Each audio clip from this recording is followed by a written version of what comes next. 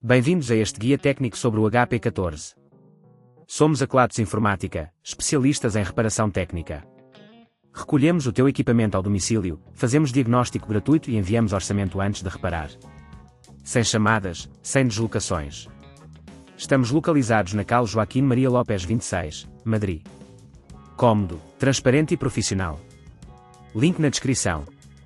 O teu HP14 faz barulho estranho ao funcionar.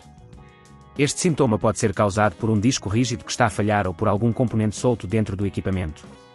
Se não reparares a tempo, este problema pode levar à perda de dados importantes ou a danos irreversíveis no dispositivo. Vamos ver como resolver este problema. Para esta reparação, precisas de algumas ferramentas, uma chave de fendas Phillips, uma espátula de plástico, uma pinça e um novo disco rígido, caso o teu esteja danificado. Primeiro, desliga o teu HP14 e retira a bateria, se possível.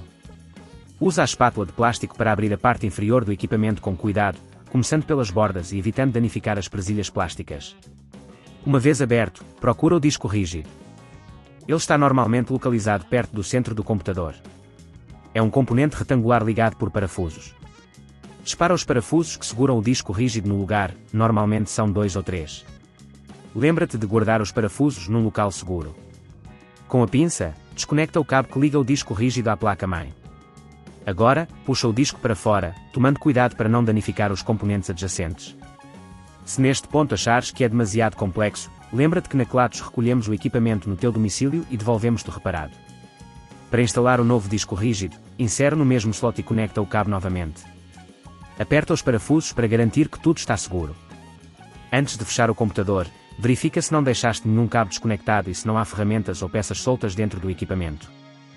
Agora é hora de fechar a parte de trás do HP14, pressionando firmemente para que as presilhas encaixem corretamente. Liga o computador e verifica se o barulho desapareceu. Se tudo estiver a funcionar bem, já está. Para evitar que este problema volte a ocorrer, é aconselhável manter o equipamento sempre limpo e livre de poeira, bem como realizar análises de disco periodicamente para detectar potenciais falhas precoces. Se não queres arriscar danificar o teu equipamento, na Kelatos recolhemos, reparamos e devolvemos ao teu domicílio em todo o Portugal continental. Link na descrição.